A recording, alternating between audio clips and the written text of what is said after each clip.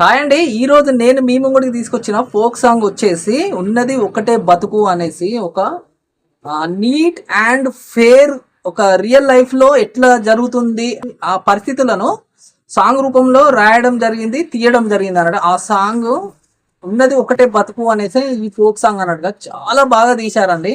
ఇందులో యాక్ట్ చేసింది ఎవరెవరైనా అంటే కనుక మన వేదాంత్ గారు అండ్ దుర్గా ప్రసాద్ గారు యాక్ట్ చేయడం జరిగింది మెయిన్ రోల్ లో. అయితే ఈ సాంగ్ యొక్క మెసేజ్ ఏంటిదంటే, మనం సమాజంలో బతుకుతున్నామనంటే మనని ఎంతో మంది ఓర్వకుండా ఉంటారు.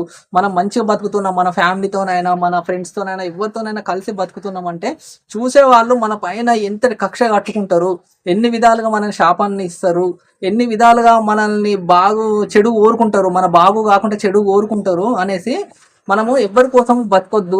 మనకు ఉన్నది ఇది ఒకటే బతుకు, ఈ బతుకునే మంచిగా బతకాలి, హ్యాపీగా ఉండాలి, ఎవరి కోసం ఆలోచించద్దు. ఎవరు వచ్చి మనకు పెట్టరు, మనం ఎవరికి పెట్టినా పెట్టకపోయినా మనకైతే ఎవరు పెట్టరు, మన సంద్రాన మనం బతకాలనేసి ఒక మంచి మెసేజ్ తోని సూపర్ గా వేదాంత్ గారు యాక్ట్ చేయడం జరిగింది అన్నట్టుగా. ఈ సాంగ్ బ్యూటిఫుల్ గా ఉందనేసి నేను చెప్తున్నాను. రియల్ లైఫ్ ఇన్సిడెంట్ ని ఒక సత్య రూపంలో తీయడం జరిగింది అన్నట్టుగా ఈ సాంగ్ చాలా బాగుందండి. మీరు అందరు చూడండి. నేను చెప్పాను కదా, మన రియల్ లైఫ్ లో మనం ఎంత ఇబ్బంది పడతా ఉంటాము, మన గోల్స్ ను కూడా మనం రీచ్ కాలేకపోతాం. చదువుకుంటాము కానీ మనం ఒక జాబ్ చేయనీకి ఎంత ఇబ్బంది ఉంది బయట అనేసి ఎవరికి తెలియదు. కానీ చుట్టుపక్కల వాళ్ళు మాత్రము వీడు ఇంత చదివిండు, ఇట్లా ఎడ్డిగాడిలు ఎక్కువ ఉన్నాడు, అట్లా ఇట్లా అనేసి చాలా రూమర్స్ క్రియేట్ చేస్తారు, మనల్ని డిస్కరేజ్ చేస్తారు, బాగా కుంగిపోయేలా చేస్తారు అన్నట్టు. సో అది మన వేదాంత్ గారు ఒక సాంగ్ రూపంలో మన ముందుకు తీసుకురావడం జరిగింది అన్నట్టుగా. అయితే ఈ సాంగ్ కు లిరిక్స్ అందించింది ఎవరనేసి అంటే గనక నీలకంఠం రవి గారు లిరిక్స్ బ్యూటిఫుల్ గా ఇవ్వడం జరిగింది.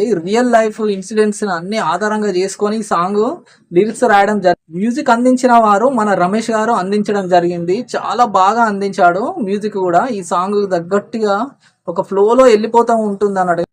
అయితే ఈ సాంగ్ ఇంత బాగా హిట్ అయింది అనేసి అంటే గనక సింగర్ కూడా ఇందులో క్రెడిట్ ఉందనేసి చెప్పొచ్చు. అయితే సింగర్ గా ఈ పాట పాడింది ఎవరనేసి అంటే గనక ప్రవీణ్ యాంటోనీ గారు ఈ సాంగ్ ను పాడడం జరిగిందండి. చాలా బాగా పాడాడనేసి చెప్పొచ్చు. ఓవరాల్ గా ఈ సాంగ్ చాలా బాగుంది. సాంగ్ ను మీరు చూసినట్టయితే మన రియల్ లైఫ్ ఇన్సిడెంట్స్ ను మనము ఒక వీడియో రూపంలో చూసినట్టుగా మనకు అనిపిస్తుంది అన్నట్టుగా. మీరు అందరు తప్పకుండా ఈ వీడియో చూడండి. ఈ సాంగ్ చూసిన తర్వాత కూడా మీకంటూ కొన్ని అభిప్రాయాలు ఉంటాయి, మీరంటూ మీ లైఫ్ స్టైల్ ఎలా ఉంటుంది అనేసి మీరు చూసుకోండి.